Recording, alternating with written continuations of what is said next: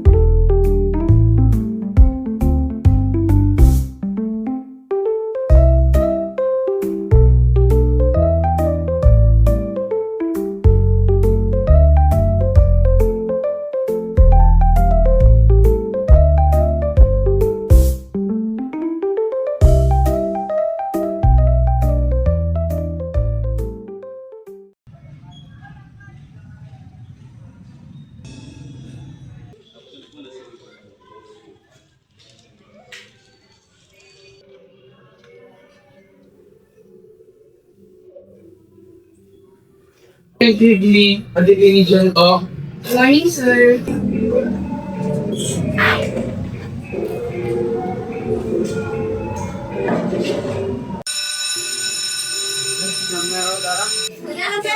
Bili tayo sa labas.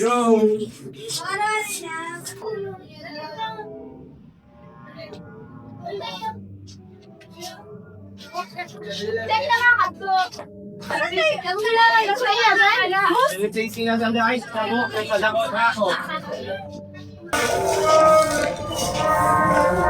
Sarap ng snack ng nabili ko. Hi. Bakit dito po galing? Ano din naman yung mga nagbawal? Pakialam.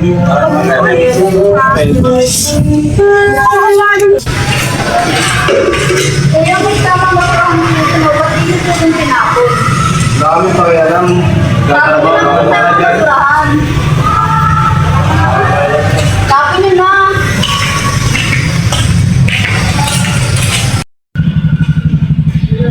So, ang sunod po, alamin po ang adopting center na malapit sa inyo. Pwede open po ang ating Sorsogon National High School and SSU or levies for evacuation. And makinig sa mga balita at sundin ang mga anunsyo sa barangay hall. So, yun lamang po ang aking gusto sabihin. Mag-ingat po tayo sa darating na bagyo. Maraming salamat po. The State Weather Bureau says Tropical Cyclone Tino has intensified into a typhoon on Monday, November 3. Wala ka bang napapansin sa iyong mga kapaligiran? Kay dumi na ng hangin, pati na ang mga ilog natin.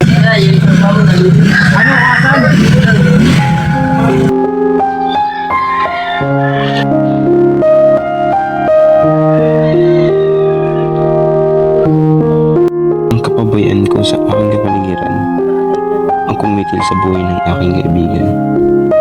Totoo na nasa huli ang pagsisisi. At kung bibigyan ako ng isang pagkakataon na maituwid ang aking pagkakamali, marahil hindi ganito ang nangyari sa amin.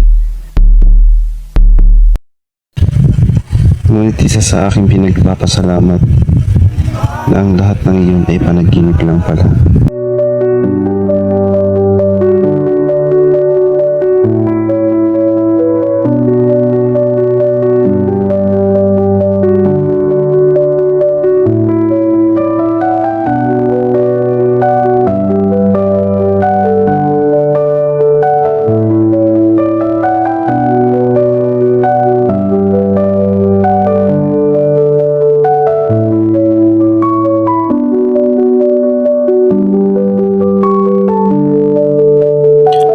mawawala sa atin kung aalagaan natin ang kapaligiran.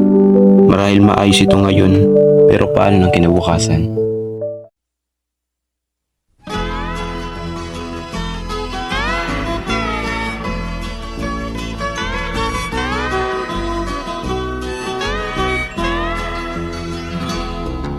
Wala ka bang napapansin sa iyong mga kapaligiran?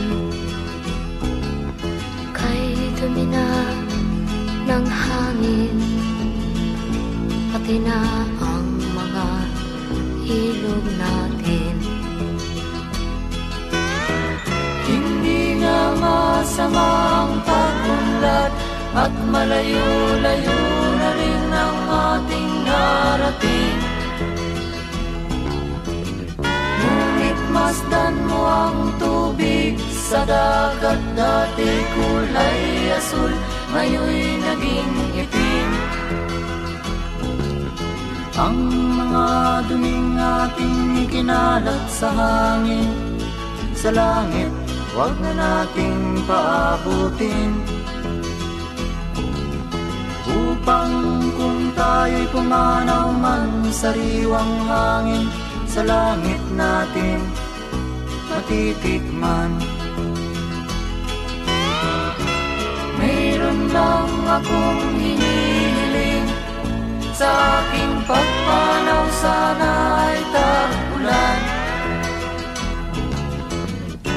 Gitara ko ay aking dadalhin, upang sa ulap na lang tayo magkantahan.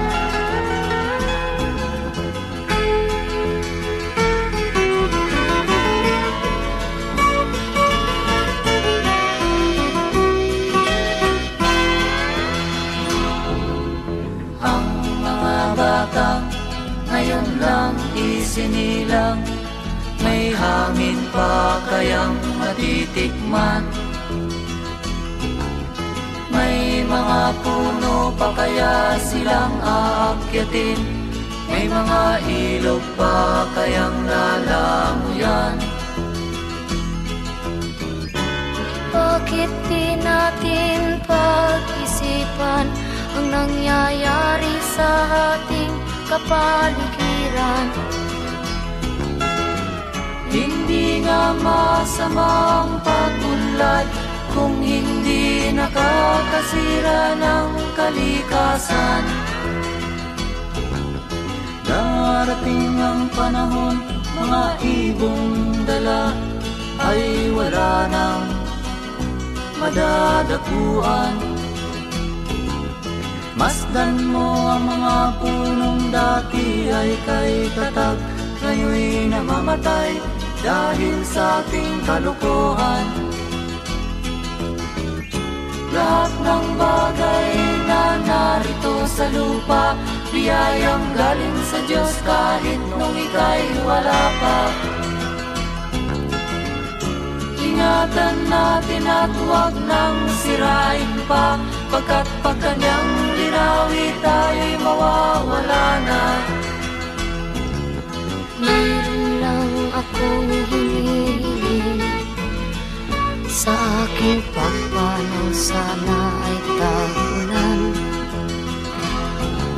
Gitara ko ay aking dadalhin, upang sa ulap na lang tayo magkantahan.